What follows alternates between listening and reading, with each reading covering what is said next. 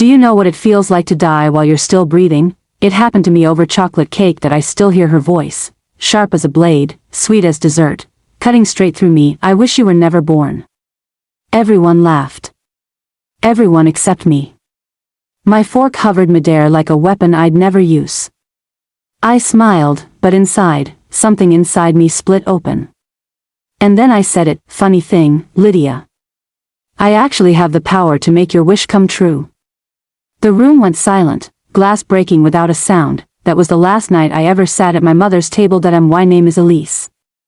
32. High school English teacher. Divorced. Middle child. Practically a ghost in my own family. For 3 decades, I played the invisible one. The peacemaker. The placeholder. The glue no one saw until it was gone. Lydia, my youngest sister, was the wild artist. She failed forward, and Mom called it creative freedom. Samantha, the oldest, was the crowned queen, lawyer, trophies, awards, applause, and me? I was the footnote. The one who remembered everyone's birthdays, brought gifts, showed up early, stayed late, carried secrets, and swallowed my own that I didn't realize until that night that my silence had been my prison. When I was 10, I won a state essay contest. My mother skimmed the certificate and turned to Samantha's science fair ribbon. When I was 12, I taught myself piano. Lydia's drawings went on the fridge while my solo went unmentioned, even birthdays blurred. Samantha got tiered cakes. Lydia got crowns. Mine was store-bought, plastic icing spelling my name wrong. I smiled in every photo because what else do ghosts do? I was furniture in a crowded room, necessary but never admired. That night at dinner, it all came back, like a slideshow of small erasures. Mom polished the good china for Samantha's promotion. Lasagna steamed. Dad poured wine like pride itself. Samantha bragged about court victories and new cars. Lydia scrolled through pictures of abstract paintings. Everyone leaned in, cooing, glowing, worshipping. When my turn came, I mentioned a student who had just won a regional writing award, the kind of thing that had once been my dream. That's nice, honey, Mom said without looking up, and she turned back to Samantha. It was nothing new. But that night, the dismissal landed like a slap I didn't feel until later. Dessert arrived, Mom's perfect chocolate cake. For them, a symbol of love. For me, a grave marker of forgotten birthdays. The jokes began. Lydia and Samantha retold childhood pranks at my expense.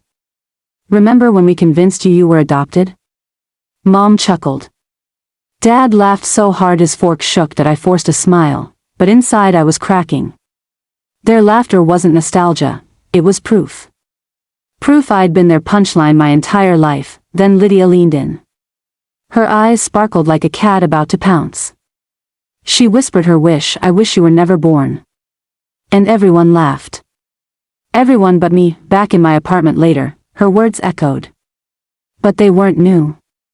They were the thread running through my childhood, the jokes, the dismissals, the minimized tears. For 32 years, I had been their scapegoat, their relief valve, their invisible daughter. Something inside me didn't break. It woke up that I whispered to myself, no more. Not again. If Lydia wished me gone, then I'd grant it.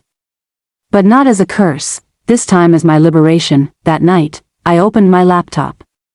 Teaching jobs in other cities, Portland, Denver, anywhere with rain to wash me clean. By sunrise, applications sent. Old voicemails deleted. Phone number changed. Each click a small act of freedom. The silence in my apartment wasn't empty anymore. It was a blank page. For once, the story would be mine to write. Weeks passed.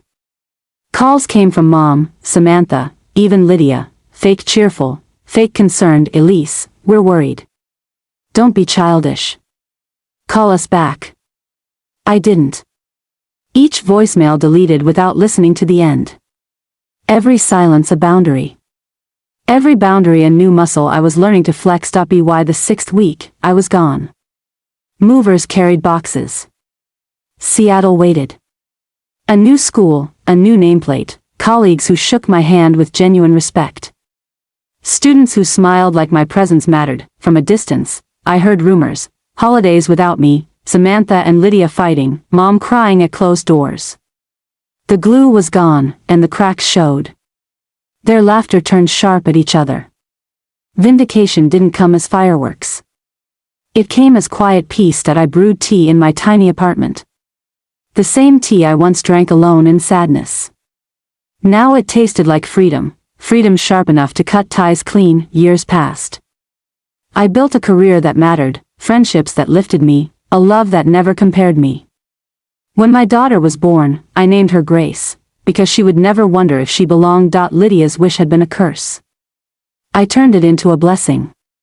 They lost me, but I found myself. And that was the real victory. That if you've ever been dismissed, minimized, or erased, hear me, you are not invisible. You are not disposable. You are more powerful than their laughter. Sometimes walking away is the loudest answer of all, and if my story touched you, please like this video, share it with someone who needs to hear it today, and subscribe for more real stories of family betrayal and survival, because your story deserves to be heard too.